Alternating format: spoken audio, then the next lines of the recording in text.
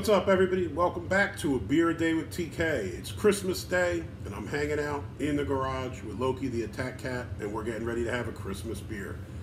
The beer we're going to do today is Tröegs Mad Elf. So Tröegs is out of Hershey, Pennsylvania.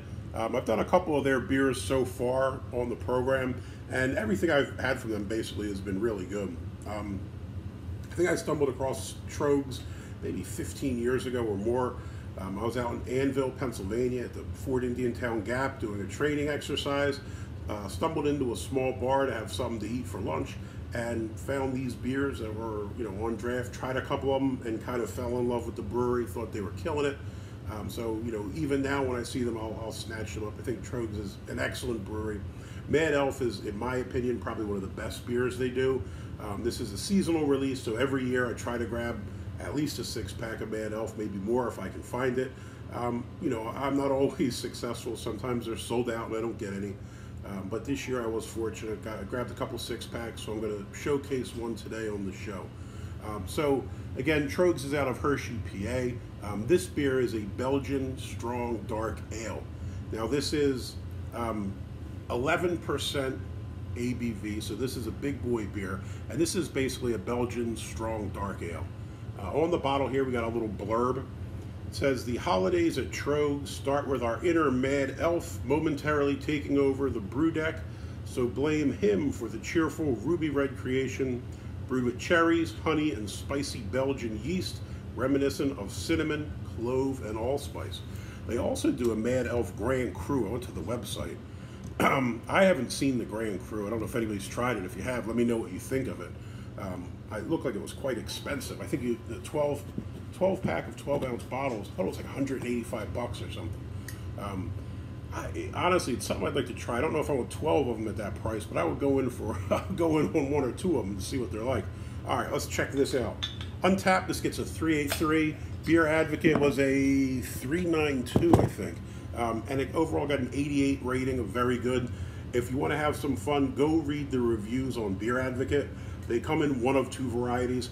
This is the best beer I've ever had on one end. On the other end, oh my God, this is NyQuil. Who can drink this? I think one guy said he hated it and he'd gladly have a Budweiser instead. So, this beer is not for everyone. It's going to be 11%. It's a dark ale. If you're a casual beer drinker and you want, Miller Budding Coors, this thing's probably not for you. Going with my John Kruk glass today as I'm in the garage. Don't want to risk any glassware. The plastic cup will have to do. It's a bit of a sacrilege pouring this fine beer into a plastic cup, but hey, it is what it is. All right. So, color-wise, it's got a really nice color to it.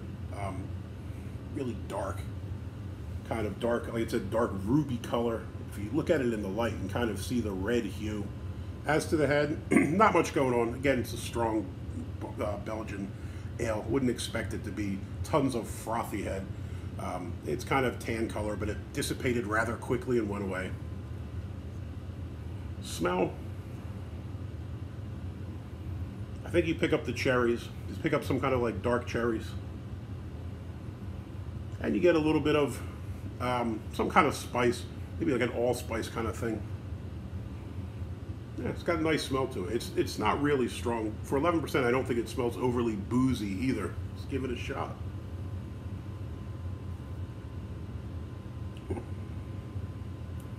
That's magnificent.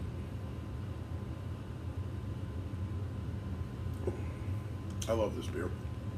I think the first thing you pick up is the Belgian yeast. So you get that nice spicy yeast hits you right away. Then you kind of go into the fruits. You kind of get the dark cherries. You pick up a little bit of the honey. Honestly, I just think it's a really good beer. Now again, it is 11%, and I think you can taste the alcohol a little bit. It is a little bit on the boozy side. But I think a lot of the Belgian darks, when you get into those higher alcohol percents, you kind of taste it. Now, I don't think it tastes so boozy that it's, kind of burning, but I think that that this is a big boy beer. That this is a high ABV when you drink it. You can tell. This is a sipping beer too. You shouldn't be chugging this. Overall, this is a really good beer. Tröegs Mad Elf is probably top 5 for me. I think this is a magnificent beer.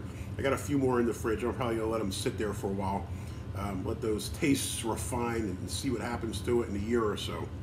So Tröegs on Christmas Day, Mad Elf gets a big thumbs up. Again, I was thrilled to be able to locate this year. Glad to have one on Christmas Day, and glad to be able to share the review with all of you. So, if you liked the video, please hit that thumbs up below. Give me a like. If you want to see more videos like this, please subscribe. If you've had Mad Elf or were lucky enough to find the crew, the Grand Crew, let me know below. Let me know what you think about it. As always, please share the video. If you have any comments or questions, hop in below. Have a glorious Christmas Day. Hope you and your family have a wonderful New Year and a great holiday season. Cheers.